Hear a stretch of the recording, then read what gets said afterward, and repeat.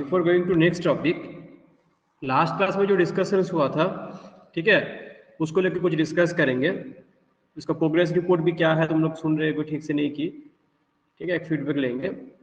तो डैम जो पढ़ाए हैं, डैम का डेफिनेशन कोई बता सकते हो? बताओ, what is the definition of dam? Sir, permanent और temporary confinement of flowing water. Next Ankit. Ankit,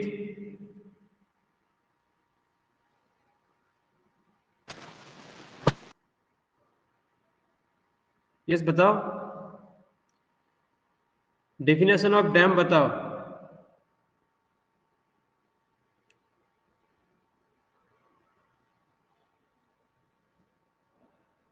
Audible और नॉट? अच्छा श्वेता, नेक्स्ट बताओ।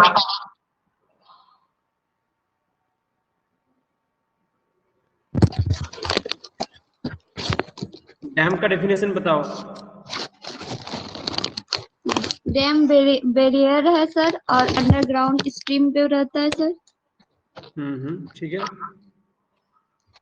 और सरफेस पे फ्लो करता है वाटर। हाँ, डैम्प और स्पिलवेज अलग अलग है, दोनों सेम है सर।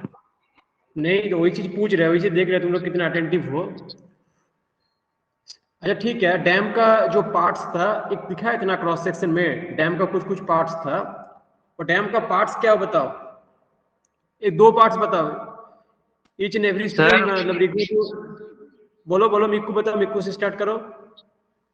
सर डैम का दो पार्ट। रिटेन वॉल था सर। रिटेन वॉल, हाँ, retaining wall. Retaining wall sir, मतलब वही। और सर हाँ ठीक है, ऊपर में क्रेस्ट था, क्रेस्ट। ओके ठीक है। नेक्स्ट नेक्स्ट अंकित बताओ, दो दो बताओ। क्लियरली सर, ऑडिबल नहीं है सर। हाँ बताओ। तो लास्ट क्लास नहीं डैम किए का थे दो हम। पार्ट बताओ। तो लास्ट क्लास नहीं किए थे हम। लास्ट क्लास नहीं किए तो रिकॉर्डिंग तो अवेलेबल है ना, अभी दोस्त लोग से पूछना चाहिए क्या हुआ नहीं हुआ। नेक्स्ट स्विता बताओ। Dam, crust crust sir, crust और ग्लेयर। क्रस्ट और ग्लेयर ये है। गैलरी है, वो गैलरी है, गैलरी बोलना चाह रही है। अच्छा, ओके। प्रियंका बताओ, ये सब छोड़ के।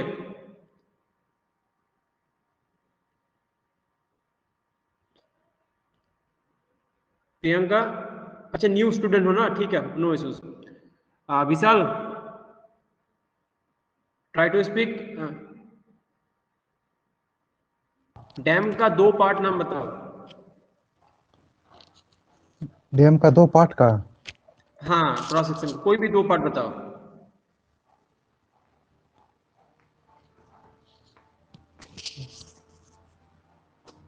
रिमाइंड करो, क्लास में तो हुआ है, ठीक है। Yes sir.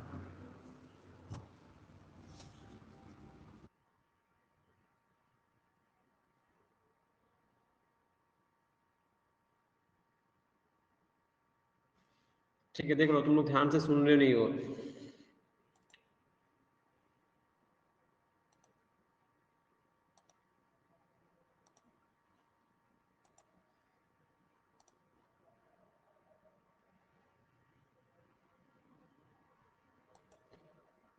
ठीक है, मेरा स्क्रीन विजिबल है ना?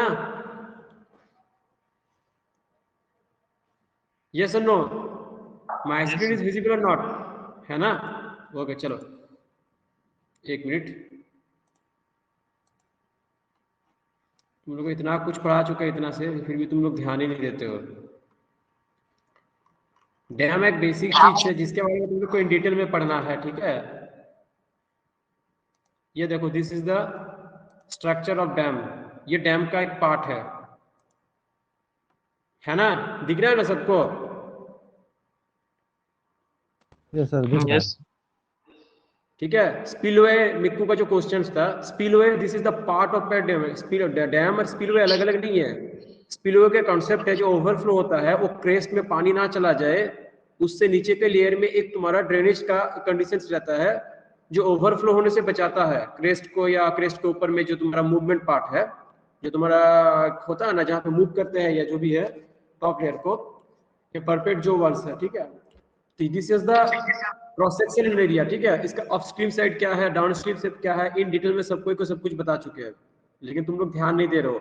हील क्या है, टो क्या है, फ्रीवोट क्या है, ये सब अगर डिटेल में अगर बताओ।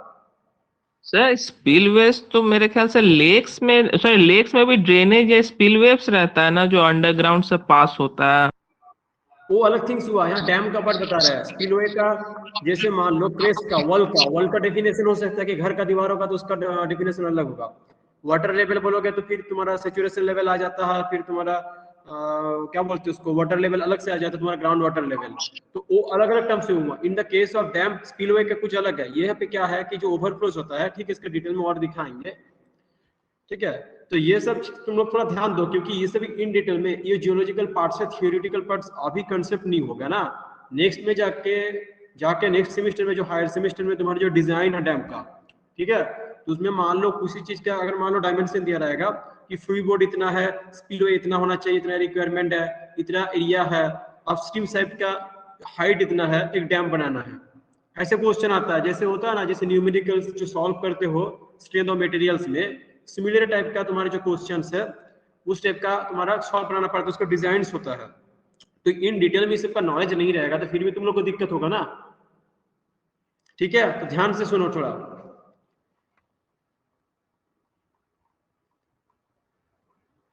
डैम का जो टाइप्स है, देखो सब जो तुम लोग रिमाइंड कर रहा है, डैम का टाइप्स क्या है, डैम का डेफिनेशन क्या है, ठीक है। और उसके बाद डैम एक सुटेबल, ये जो क्वेश्चंस आता है जियोलॉजी में, इंपॉर्टेंट क्वेश्चन नोट डाउन कर लो अगर रिटन एग्जाम होता है तो। या तो डैम का एक सुटेबल साइट क्या होता है इन द केस ऑफ, या in point of view engineering geology, this is the most important question, that की व्हाट इज द सुटेबल मतलब conditions to choice a dam site. एक सुटेबल मतलब एक कंडीशंस क्या क्या है जियोलॉजिकल पॉइंट ऑफ व्यू से एक डैम का एरिया, या डैम जहाँ पे कंस्ट्रक्ट करेंगे उसका एरिया सिलेक्शन करने के लिए, ठीक है। तो ये सब चीज इंपॉर्टेंट है। डैम का टाइप्स क्या है, ठीक है, डिफरेंट पर्पस से तुम लोग को समझाए थे। अच्छा, एनी क्वेश्चन है किसी का? कुछ क्या आवाज आ रहा है? ऑडिबल है ना? रेस्पॉन्स करो, ठीक है, कंटिन्यू करेंगे। Yes or no? Yes sir. Okay चलो गुड। तो क्या है कि डैम का डेफिनेशन क्या है, सॉरी डैम का टाइप्स जो होता है, एक होता है तुम्हारा जो सबसे आसान रहता है कि क्या है कि तुम्हारा टाइप्स के हिसाब से देखा जाए तो पर्पस के हिसाब से एक है, तुम्हारा स्ट्रक्चरल पॉइंट ऑफ व्यू से एक है, फिर तुम्हारा जो साइज ऑफ द डैम है वो अकॉर्डिंग टू डिफरेंट, ठीक है, पर्पसेस के हिसाब से हुआ। तो ये सब दिमाग में बैठा लेना अभी से, क्योंकि ये सब अगर याद नहीं रहेगा बेसिक थिंग्स, ठीक है, वो फर्दर तुम्हारा दिक्कत होगा। और अभी इस सेमेस्टर के लिए जो इंजीनियरिंग जियोलॉजी पेपर्स है, ये सब इंपॉर्टेंट टॉपिक्स के क्वेश्चन के इंपॉर्टेंट क्वेश्चंस है, ठीक है। This is the part of your syllabus.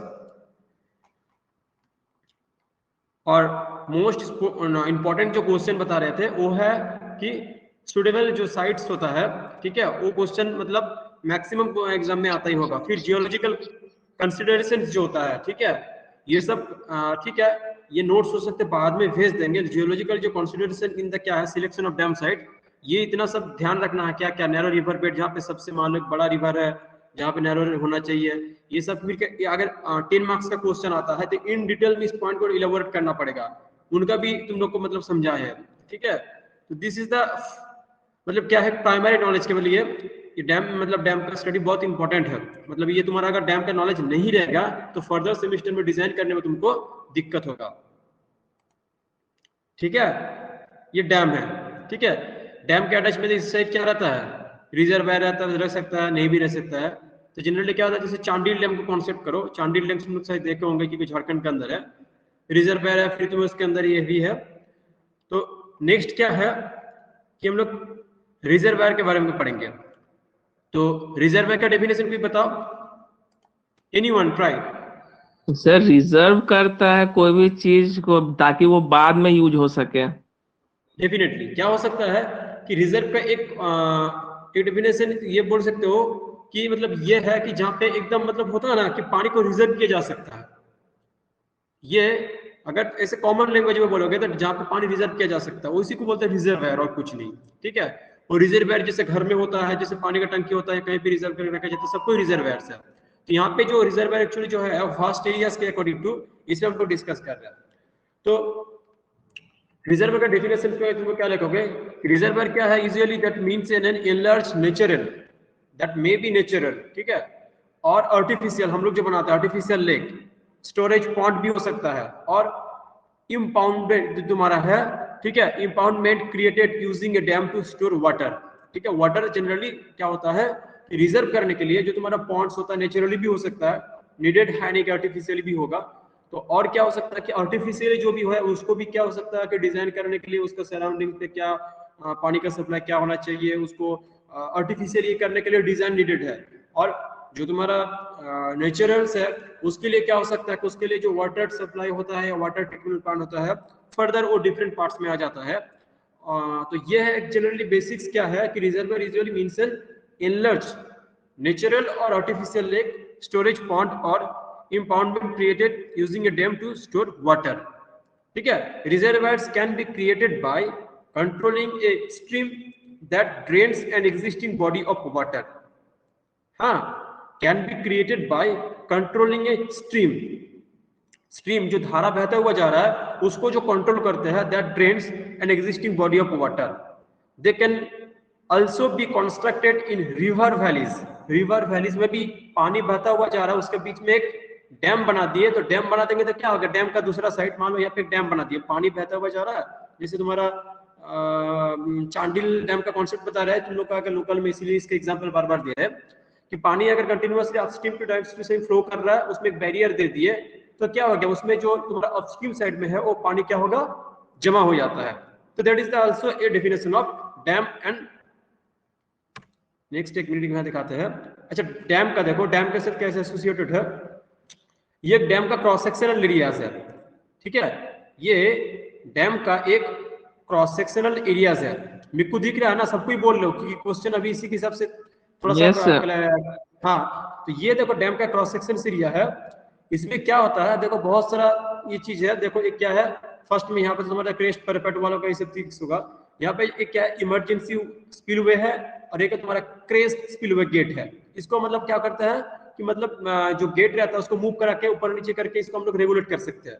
Water अगर ज्यादा हो गया तो हम लोग छोड़ देते हैं, जैसे यूज होता है। यहाँ पे स्लुइस गेट रहता है, एक्चुअली स्लुइस गेट बोलते हैं उसको। तो ये क्या है, ये 3 जोन है, ठीक है मैक्सिमम। एक क्या है तो फ्लड कंट्रोल वॉल्यूम एरिया है। अगर मान लो यहाँ तक अगर पानी आ गया, ठीक है, तो पानी क्या हो गया, यहाँ से अगर कुछ निकल जाता है तो क्या हो सकता है, फ्लड को कंट्रोल कर सकते हैं, ठीक है। उसके बाद मान लो इस एरिया के ऊपर पानी चला गया तो फिर क्या होगा, ओवरफ्लो के इधर चला जाएगा, ठीक है।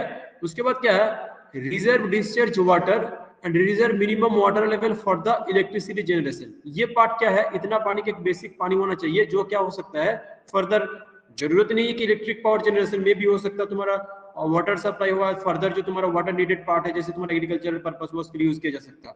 ये तुम्हारा क्या है, डेड वाटर बोलता है इस पार्ट को, लोअर पार्ट को। ये डेड वाटर मतलब एक पानी जमा, कुछ पानी रहता ही है, मतलब सालों भर बारिश हो या ना हो कुछ पानी एग्जिस्टिंग रहता है जो तुम्हारा एक लेवल है जिसको बोल सकते हो तुम्हारा डेड वाटर। और ये तो तुम्हारे मिट्टी का जो फाउंडेशन हो गया, फाउंडेशन तो नीचे से रहता है, ठीक है, ये इंसर्टेड है जैसे। और ये क्या, करंट सेडिमेंट सरफेस, और क्या स्टोरेज कैपेसिटी फॉर सेडिमेंट। हाँ, ये क्या है, ये भी एक इंपॉर्टेंट डिजाइन कंसीडरेशन पार्ट से। नीचे का जो सेडिमेंट्स है ये क्या हो सकता है, करंट सेडिमेंट सरफेस, इसमें क्या बालू जो कंकर्स वगैरह जमा होता है, जो सेडिमेंट होता है। और ये क्या स्टोरेज कैपेसिटी माना जाता है कि यहाँ तक मतलब ये सेडिमेंट इतना दूर तक हो सकता है। इससे ऊपर जाएगा तो क्या हो सकता है कि डैम के ऊपर एक इफेक्ट हो सकता है। ये अगर क्या हो गया तो पानी इधर से कंकर जाने लगेगा तो फिर क्या हो गया, स्पिलवे जो गेट्स होगा उसको हैम्पर करेगा और पानी का जो डैम का जो इफिशियंसी है वो लेस हो जाएगा। तो एक क्या हो सकता है, स्पिलवे थोड़ा ऊपर में देते हैं। और क्या है देखो यहाँ पे मिक्कू, ये सबको बता रहे कि क्वेश्चन तुम पूछो इसलिए तुमको सबको बता रहे, फिर भी ये पानी का लेवल धीरे धीरे अराइज करता है। तो अगर स्पिलवे गेट यहाँ पे रहता है तो पानी क्या करेगा, ऊपर नहीं जाएगा, यहीं से पास हो जाएगा। अगर ऊपर से पास होगा तो फिर क्या होगा, यहाँ पे अगर मान लो क्रॉस सेक्शनल मतलब इमेजिन करोगे, इस पे आदमी क्या करते हैं, यहाँ पे कोई फोटो खींचता है या कोई मूव करता है या व्हीकल आना जाना करता है, ये जो इंस्पेक्शन टीम है इसके ऊपर से इंस्पेक्ट करता है इधर कितना पानी है कि नहीं पानी है, ये ऊपर का पार्ट है। तो ऊपर में अगर पानी धीरे धीरे बढ़ते बढ़ते बढ़ते अगर मान लो यहीं पे अगर गेट मिल गया इसको ड्रेनेज करने का तो ऊपर नहीं जाएगा, लेकिन अगर पानी का मान लो बहुत ज्यादा अगर मान लो हेवी रेनफॉल हुआ तो उस कंडीशन में क्या हो सकता है कि ये ओवरफ्लो होकर इधर से पहले इधर भी तो मतलब इतना प्रेशर होता है, इधर के साथ साथ इधर भी मे बी फ्लो हो सकता है। और जो तुम्हारा राइट साइड में जो फिगर है राइट बिलो में वो तुमको दिखा रहा है एक पिन है, एक है अनरेगुलेटेड रिवर, ठीक है। प्रियंका दिख रहा है ना?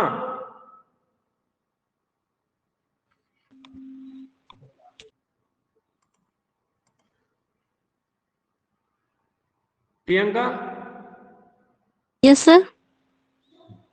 My screen is visible or not, मतलब दिख रहा है ना स्लाइड Yes, मेरा? Yes, sir. ओके चलो ठीक है, गुड।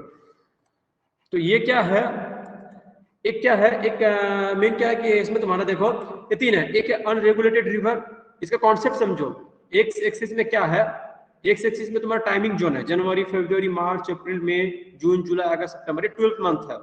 और तुम्हारा वाई एक्सिस में क्या है, रिवर डिस्चार्ज होता है, जो क्यूबिक जो होता है तुम्हारा, क्यूमेक जो होता है मीटर क्यूब पर सेकेंड।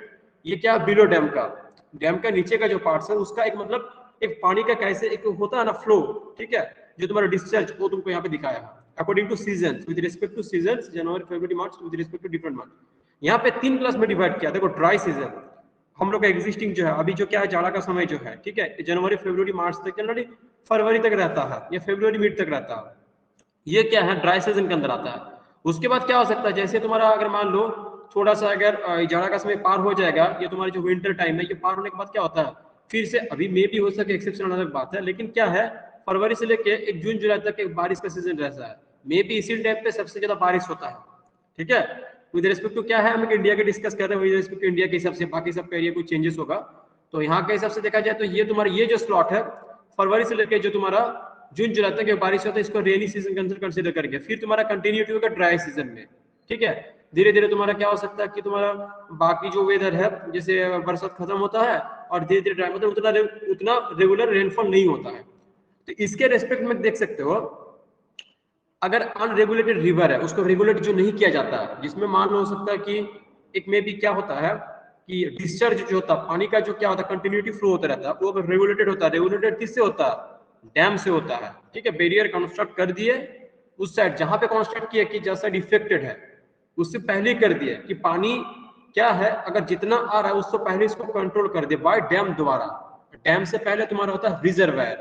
तो क्या है कि जो डैम है वो रेगुलेट करता है, अगर नहीं रेगुलेट करता तो इनरेगुलेटेड रिवर क्या होता है उसके जो फ्लो रहता है, देखो डिस्चार्ज रहता है, एक मिनट सॉरी, देखो ये कर्सर मेरा दिख रहा है ना, ये देखो ये कितना पीक में गया है, इसका जो तुम्हारा क्यूबिक मतलब इसका जो फ्लो है डिस्चार्ज है बहुत ज्यादा हाई है, ठीक है। ये डिस्चार्ज रिवर है, इसको तुम्हारा क्या कंटिन्यूअस लाइन से रिप्रेजेंट किया है। फिर धीरे धीरे जैसे तुम्हारा बरसात का मौसम खत्म होते जाता है धीरे धीरे क्या होता है पानी का डिस्चार्ज घटते जाता नदी में। ये हुआ एक जनरल कॉन्सेप्ट है, एक जनरल व्यू है पानी का डिस्चार्ज का तुम्हारा। और एक रेगुलेटेड जो रिवर है, river regulated by multipurpose reservoir, जो पानी का जमा करके अकॉर्डिंग टू क्या होता है कि अगर मान लो जो रेगुलेटेड है वो तुम्हारा स्टेबल कंडीशन में रहता है, देखो जनरली स्टेबल कंडीशन में रहता है, वो तुम्हारा क्या होता है मे भी देखो इसका जो पिक लेवल और इसका पिक लेवल थोड़ा सा स्लाइड है, ये जो पानी आते रहता है ये क्या करते हैं जमा करते रहता है, ठीक है। पूरा महीने भर अगर मान लो जमा कर लिया तो 30 तारीख को मान लो वो क्या होता है एक पिक लेवल में चला जाता है। तो क्या हो सकता है एक स्टेबल कंडीशन में रहता है, फिर पानी क्या होता है धीरे धीरे बढ़ते रहता है, तो इसका पिक पॉइंट और इसका पिक पॉइंट इसलिए थोड़ा सा अलग है। ये क्या हो सकता है धीरे धीरे जमा किया कुछ छोड़ दिया, कुछ जमा किया कुछ छोड़ दिया, तो लास्ट में जो होता है जो बहुत ज्यादा रेनफॉल होता है एंड ऑफ द तुम्हारा बरसात का जो सीजन है end of the rainy season, तो सराउंडिंग जो तुम्हारा मिट्टी जो होता है सॉइल्स होता है पूरा से सब कुछ भर जाता है एकदम सैचुरेट हो जाता है पानी से, तो उस टाइम कंट्रोल नहीं कर पाता। तो पानी का क्या होता है जो भी अगर छोड़ता भी अलग बात है, लेकिन एक क्या होता है end of the rainy season ये क्या होता है पिक लेवल में चला जाता है, फिर धीरे धीरे कंटिन्यूअसली फॉल करता है ड्राई सीजन आने के साथ साथ। और ये तुम्हारा क्या है स्ट्रेट जो ये तुम्हारा, अच्छा सॉरी यहाँ पे मेंशन करने हम थोड़ा सा भूल गए, ये जो है इसको हम डॉटेड लाइन से यहाँ पे रिप्रेजेंट किया है, ये कंटिन्यूअस लाइन से that is the unregulated river and second is the dotted line से which is the river regulated by multipurpose reservoir, ठीक है। और ये एक जो कांस्टेंट लाइन दिखाया है ये क्या है minimum discharge which is capable of producing undesired flood downstream. ये मिनिमम डिस्चार्ज एक मिनिमम जो रहता है उसका होता है ना थ्रू आउट द ईयर, ठीक है। ये तुम्हारा क्या होता है ये जो तुम्हारा डैम का जो रहता है, डैम का जो तुम्हारा मैक्सिमम जो पॉइंट है, देखो with respect to maximum point के हिसाब से इसको फिट है, ये क्या है मिनिमम डिस्चार्ज, ठीक है, इतना डिस्चार्ज जो करेगा ही करेगा, ये कैपेबिलिटीज है, वो उसका क्या हो सकता है कि हाई जो लेवल का पीक है, क्योंकि उससे बाहर जाएगा तो फिर क्या आएगा, फ्लड का मतलब सिचुएशन हो सकता है, ठीक है। तो ये है तुम्हारा एक dam with respect to reservoir, कैसे इसका पानी का फ्लो, इसका जो मतलब ये जो होता है डिस्चार्ज होता है, वो विथ रिस्पेक्ट टू तुम्हारा क्या है जो सीजनल यहाँ पे डिस्प्ले किया है। ओके, नेक्स्ट क्या है, what is the purpose of A reservoir. Okay, definitely you know कि डैम का जो पर्पसेस था सिमिलर है, वो थोड़ा सा क्या है, ये एक डैम क्या है कि बैरियर बना के उसको पानी मतलब एक रिलेटेड स्ट्रक्चर है, ठीक है। डैम रहेगा तो मे भी उससे हो सकता है कि उसके साथ या उसका जो पीछे है रिजर्वायर रह सकता है, या रिजर्व करने के जो कैपेसिटी के लिए बनाया जाता है उससे तो भी हो सकता है।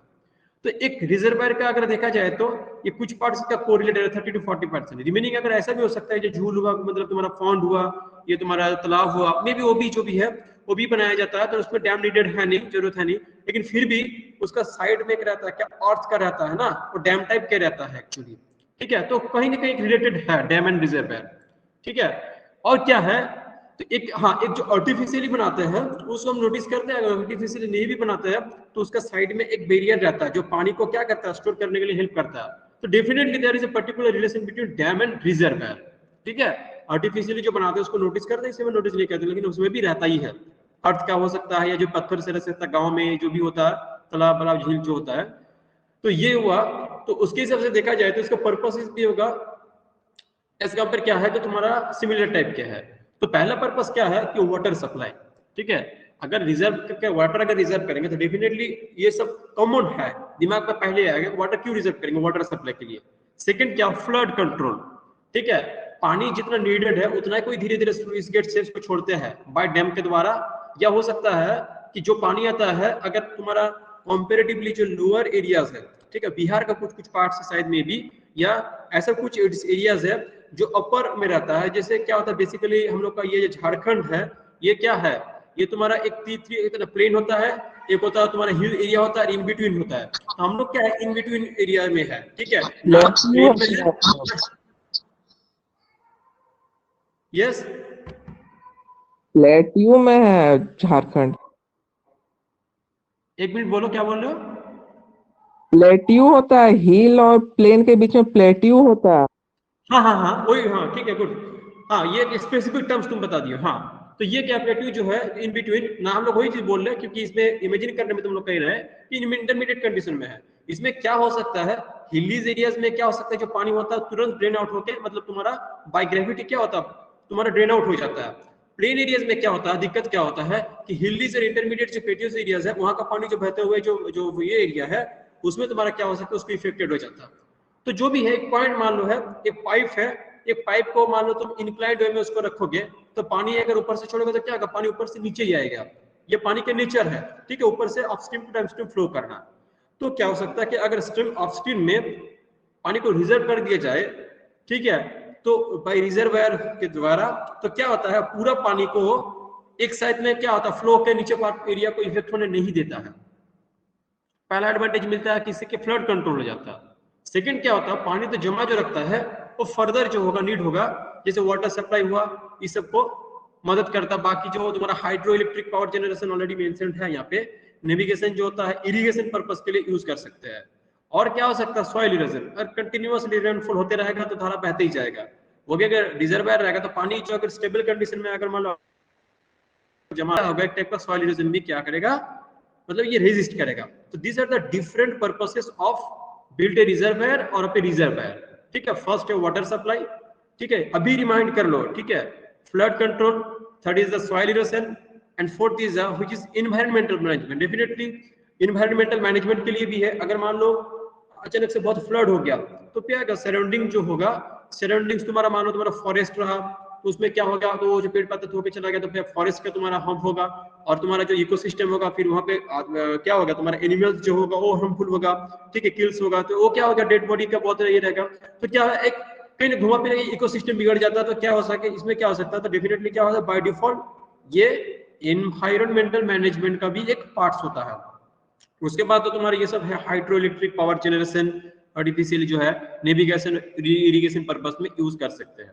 ठीक है, this is the key points. ठीक है, इस सबको नोट डाउन कर सकते हो। ठीक है, अभी याद हो जाएगा। ठीक है, तो this is the purposes of A reservoir. ठीक है, नेक्स्ट सर इंपॉर्टेंट क्वेश्चन। हाँ हाँ बोलो। बोल रहे थे सर, रिजर्वॉयर अगर हम लोग लेक और पॉन्ड को भी रिजर्वॉयर बोल सकते हैं, क्योंकि वो भी तो पानी स्टोर करने के लिए हम लोग बनाते हैं। हाँ डेफिनेटली डेफिनेटली, तो पहले ही बोल दिया, जो रिजर्व कर रहे हो द क्या बोल सकते हो, the area which is capable to store water or anything. ठीक है, उसी को बोल सकते हैं रिजर्वायर।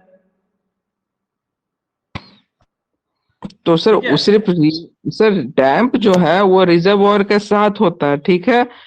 तो हाँ जो ये है जो डैम्प है वो सिर्फ रिवर का ही ना इसमें रहता है, रिजर्वॉयर के साथ रहता है। पॉन्ड और इस सब में तो डैम्प में कुछ नहीं रहता। देखो डैम, अब डैम क्या है, एक सीख एक चीज बताते हैं। डैम का एक बेसिक कॉन्सेप्ट क्या, डैम क्या है बताओ, डैम का डेफिनेशन क्या है बताओ। डैम बैरियर है सर। बैरियर है। मान लो तुम्हारा पॉन्ड या तालाब का ही बात कर रहे हैं, ठीक है। ठीक है, वही से क्वेश्चन स्टार्ट करते हैं। तालाब में जो पानी जमा हुआ रहता है वो क्या रहता है, एक तुम्हारा जो लोअर एलिवेटेड रहता है, लोअर एलिवेटेड रहता है, तो सराउंडिंग्स में जो देखते हो ना, थोड़ा सा जो एलिवेटेड एरिया रहता है ना, तो उस साइड्स का जो एरिया होता है उसको बोलता है अर्थन डैम बोलता है उसको भी बोलता है, वहां पे भी डैम रहता है। अगर डैम नहीं रहेगा, अगर मान लो dam in the sense of तुम्हारा साइड में जो स्ट्रक्चर अगर नहीं रहेगा, जो तुम्हारा एलिवेटेड स्ट्रक्चर नहीं रहेगा, तो पानी तो फ्लो के चला जाएगा। कहीं पे अगर मान लो पानी जमा करना है तो साइड में कुछ तो बैरियर होना पड़ेगा ना, तो अर्थन डैम जो बोलता है उस सबको अर्थन डैम बोलता है। ई एयर टीच नर्थन, जो मतलब मिट्टी गिरा के साइड से, मान लो तुम मान लो पानी जमाना चाहते हो, सपोज एग्जांपल दे रहे हो, प्लेन एरिया में तुम तुम्हारा डिमांड हुआ कि चलो हम इसमें पानी जमा करेंगे। तुम क्या करो, एक क्रेन से जो भी है, कुछ भी प्रोसेस से, ट्रैक्टर से हुआ, तुम क्या हुआ, पानी का ये सॉरी मिट्टी ला के जमा किए, और जमा करने के बाद साइड से एक एरिया को घेर दिए हो। अब कुछ दिन बाद जब घेर जो दिए हो, इसको क्या बोलता है, अर्थन डैम बोलता है। अब जब रेनफॉल होगा तो इन बिटवीन तुम जो जिस एरिया को घेर दिए हो वहां पे क्या होगा, पानी जमा होगा। तो सिमिलरली देखोगे कहीं ना कहीं वो क्या हो गया, साइड में एक स्ट्रक्चर रहेगा ही रहेगा जो पानी को बैरियर करता है। तो बैरियर जो मेन जो बैरियर है, ठीक है, जिस वाटर को मतलब होल्ड करने में मदद करता है, तो वो भी जो बैरियर जो है, वो बैरियर को ही तुम्हारा बोलता है तुम्हारा डैम। ठीक है, अब वही चीज तुम लोग को इसीलिए मतलब मेंशन भी कर दिए है कि जो हम लोग बनाते हैं ना, नेचुरली क्या जो बनाते हैं, जैसे हम लोग आर्टिफिशियली बनाते हैं, उसको हम लोग नोटिस करते हैं कि ये डैम है बाकी सब, लेकिन डैम नहीं रहेगा तो पानी कैसे तुम जमा करोगे। ठीक है, वो अर्थन डैम है। ठीक और है कुछ सर, क्वेश्चन थैंक है यू। बताओ। ठीक है, क्लियर है ना। Yes sir. हेलो, ओके चलो। नेक्स्ट क्या है, जो डैम का जो इंपॉर्टेंट कंसीडरेशन था कि what are the suitable conditions और suitable site for selection a dam area, और माने डैम का जो एरिया है, वो डैम जो कंस्ट्रक्ट करेंगे एरिया है, उस एरिया के लिए क्या का सुटेबिलिटी होना चाहिए। सिमिलर क्या है कि what is the consideration for successful reservoir, वो सुटेबल रिजर्वायर। ठीक है, तो these are the conditions already mention कर लेके, सिमिलर टू डैम ही है।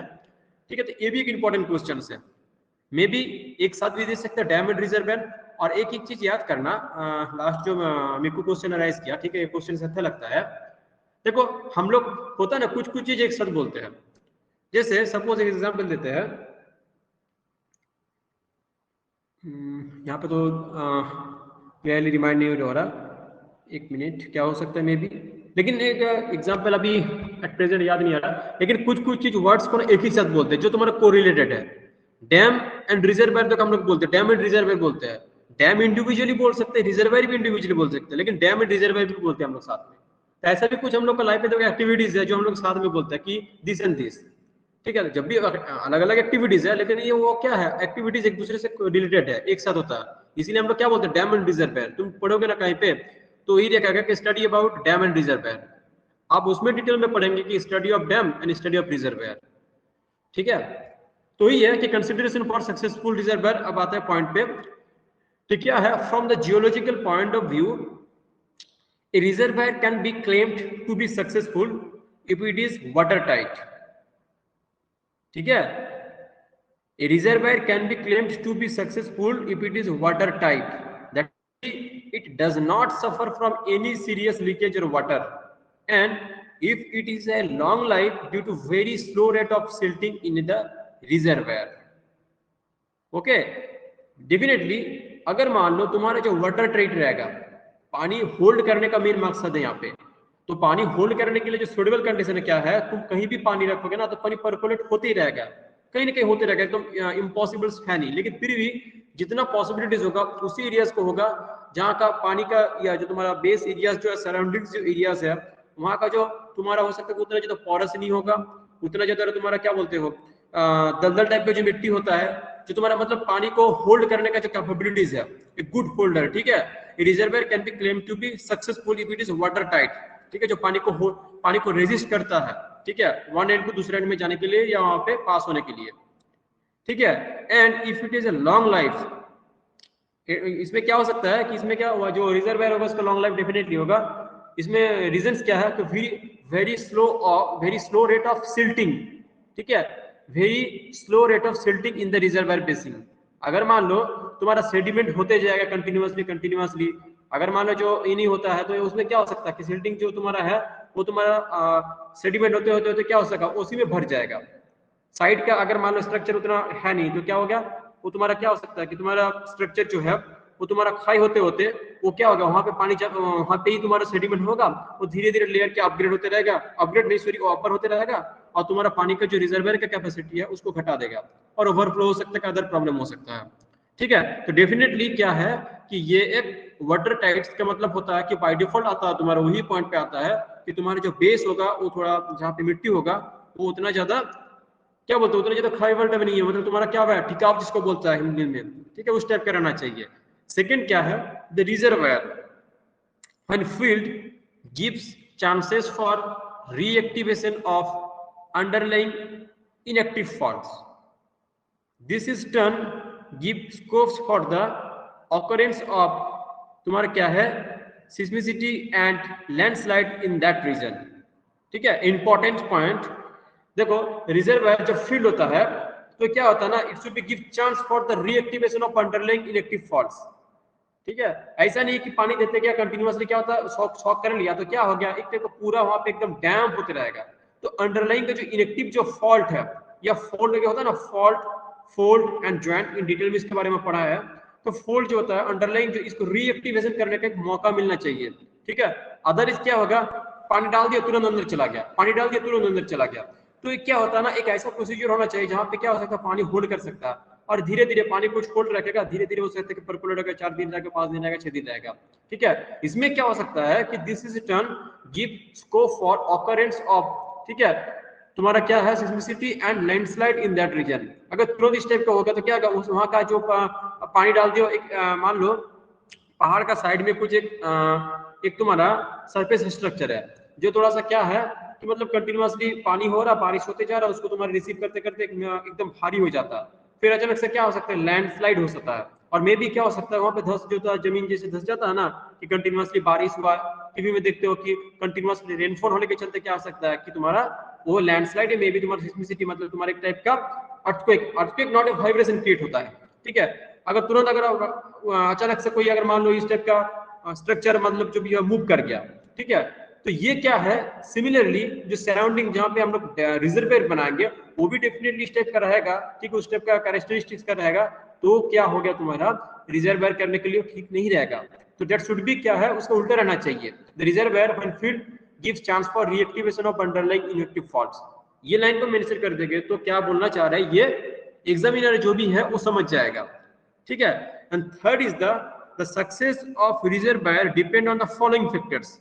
क्या है, एक ये सब तो तुम्हारे चलो हो गया, अब उसके बाद जो इसका आउटपुट्स होता है, ठीक है, और अदर्स थिंग्स जो होता है, इसके हिसाब से हम लोग एक डिसाइड कर सकते हैं कि एक सक्सेसफुल रिजर्वायर का क्या क्या कैरेक्टर होना चाहिए, या मे बी यही पॉइंट का आंसर वो दूसरे क्वेश्चन के लिए भी होता है। सपोज बोलेगा कि एक अच्छा रिजर्वायर का क्या क्या मतलब कैरेक्टरिस्टिक्स होना चाहिए, ठीक है, 2 क्वेश्चन का आंसर तो ये भी होगा, ठीक है, एक अच्छे रिजर्वायर का क्या क्या कैरेक्टरिस्टिक्स होना चाहिए, एक क्या है जो कैपेसिटी ऑफ रिजर्वायर, वो कितना पानी होल्ड कर सकता है, कितना ज्यादा पानी होल्ड कर सकता है। जो जितना ज्यादा पानी होल्ड कर सकता है that should be a good reservoir, ठीक है। सेकंड क्या, इफेक्ट ऑफ इवापोरेशन। इवापोरेशन, अगर मान लो इस एरिया में ऐसा कोई जगह बनाया है जहां पे इवापोरेशन जो होता है वो तुम्हारा कम होता है, ठीक है, ये मान लो ज्यादा होता है, तो उसके हिसाब से भी डिसाइड होता है, ठीक है। अगर मान लो पूरा पानी रख दिया, तुरंत अगर मान लो इतना ज्यादा ये हुआ कि पानी होल्ड करने का मौका नहीं मिला, तुरंत उसको रिसीव कर लिया, तुरंत उसको मतलब इवापोरेट होकर चला गया, तो रिजर्वायर का एक गुड कंडीशन है नहीं।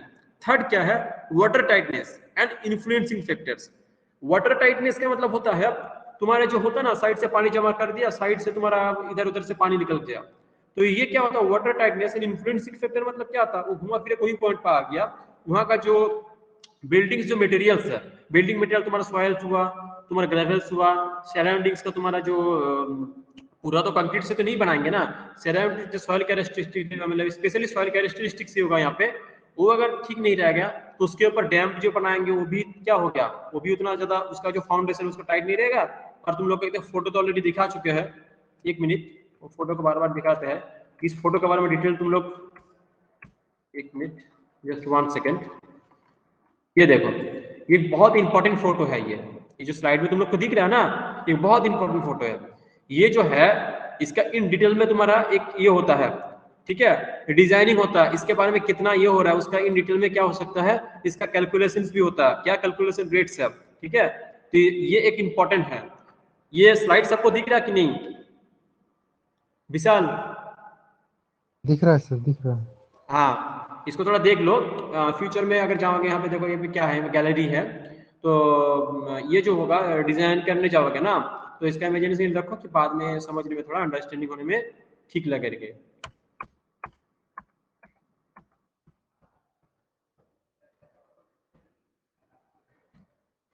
ठीक है, तो क्या है इन्फ्लुएंसिंग फैक्टर, मतलब वही जो तुम्हारा है रॉक्स का जो क्वालिटी, मिट्टी का क्वालिटी सही होना चाहिए। फिर तुम्हारे वीरो रिवर चैनल्स, ठीक है, ये तुम्हारा क्या हो सकता है, अगर मान लो पानी में कंटिन्यूअसली मान लो क्या हो सकता है, कंकर्स वंकर्स उसको बहा के लेके आ गया और उसके बाद वहां पे जमा हो गया, वो मतलब होता है ना, ढो नहीं पा रहा है, तो उस कंडीशन में क्या होता है कि वीरो रिवर चैनल्स होता है, उसका भी एक बहुत इंपॉर्टेंट क्राइटेरिया, डिटेल में इसको पॉइंट में डिस्कस करेंगे नेक्स्ट स्लाइड में।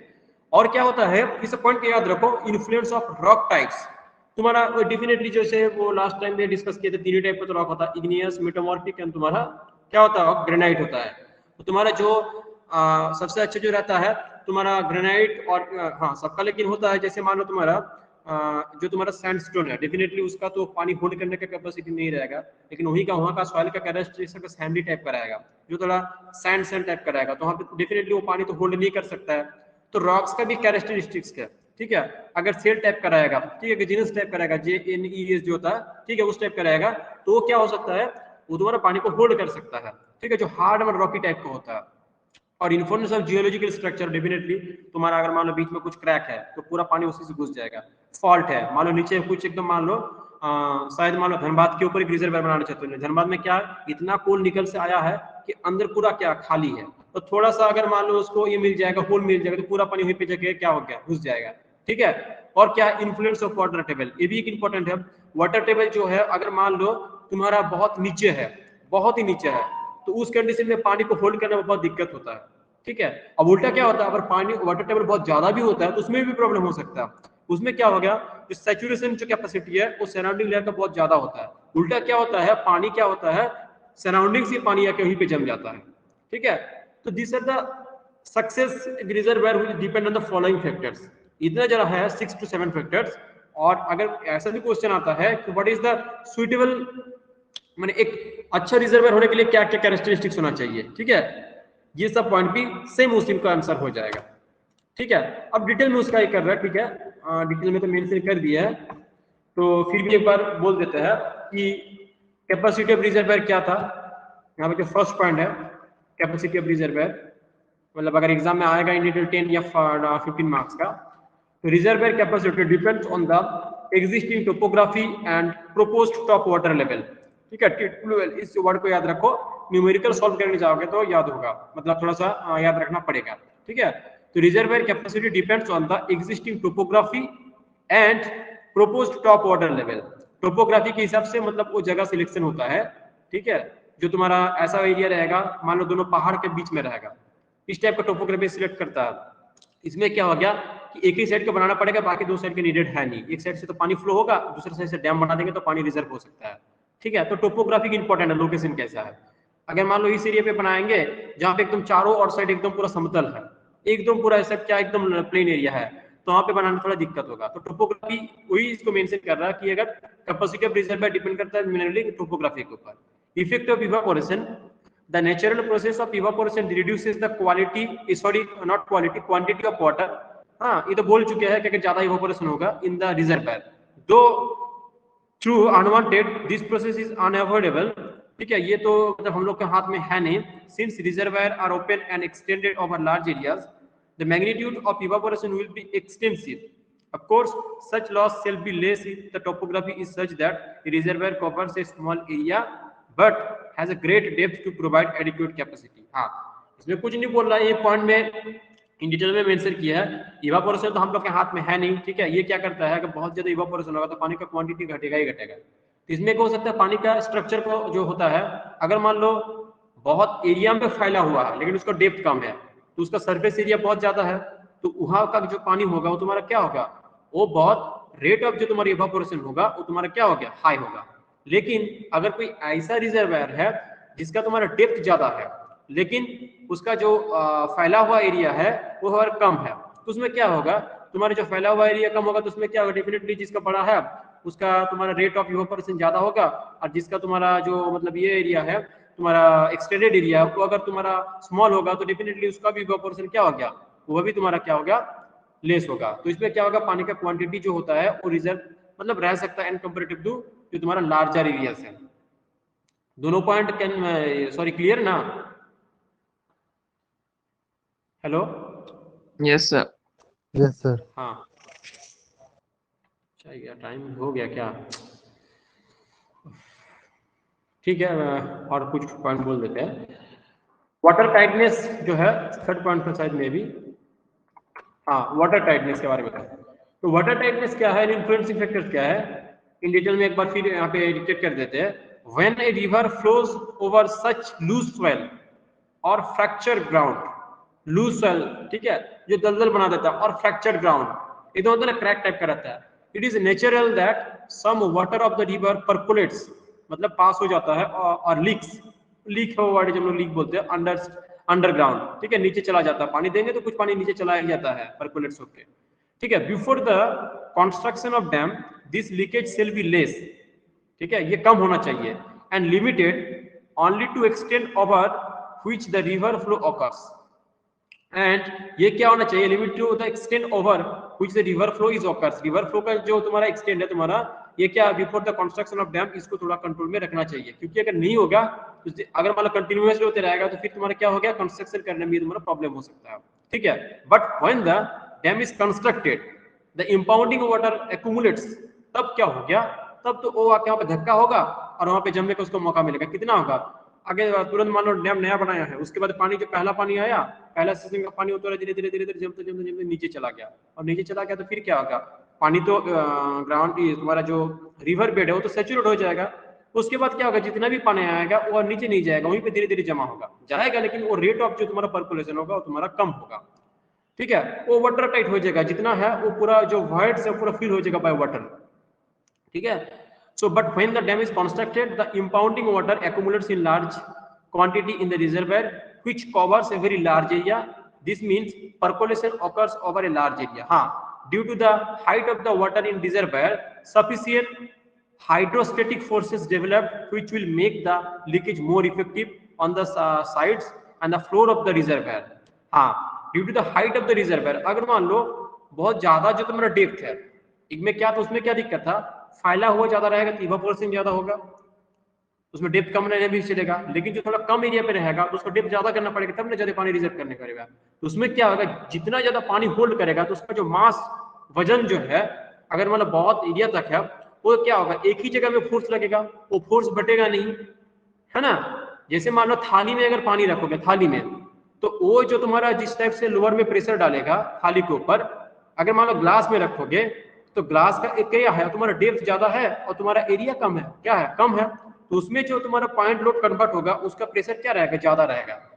ठीक है, तो उसमें क्या हो गया, उसमें क्या होगा कि तुम्हारा जो लोअर का जो लेयर है उसके ऊपर बहुत ज्यादा प्रेशर होता है, जिसमें क्या हो सकता है कि तुम्हारे जो साइड्स का ये तुम्हारा एक वही एग्जांपल है, थाली का जो पानी है वहां का अगर पानी अगर मतलब कट दोगे साइड का थाली का जो तुम्हारा अपर लेयर है तो धीरे धीरे पानी जाएगा, लेकिन वही अगर ग्लास को तोड़ दोगे ना, अगर मान लो इमेजिन करो, तो वो पानी स्पीड से निकलेगा। मतलब क्या, थाली में जो पानी रहता है वो सराउंडिंग का जो तुम्हारा बाउंड्री टाइप का रहता है ना, मे भी उसको तुम बोल सकते हो डैम भी बोल सकते हो टाइप का, तो उसके ऊपर प्रेशर थोड़ा कम रहता है, लेकिन डेप्थ ज्यादा रहेगा जैसे ग्लास का पानी, तो उसके ऊपर क्या होगा, पानी का जो तुम्हारा प्रेशर थोड़ा सा ज्यादा रहता है, तो इसमें भी एक इफेक्टिव है, इसको भी हम लोग को क्या करने का कंसिडर करना पड़ेगा। ठीक है, दस द एक्सटेंट ऑफ लीकेज में बिकम अलार्मिंगली ग्रेट, मतलब अलार्मिंगली मतलब ये क्या होता है, इसके ऊपर मतलब ये डिपेंड करता है, और फ्लोर के ऊपर प्रेशर आता है और सराउंडिंग जो डैम उसके ऊपर भी प्रेशर आता है। ठीक है, नेक्स्ट क्लास में बाकी सब डिस्कस करेंगे। ठीक है, मेरा नेक्स्ट क्लास है अभी तक यहाँ पे किसी का कुछ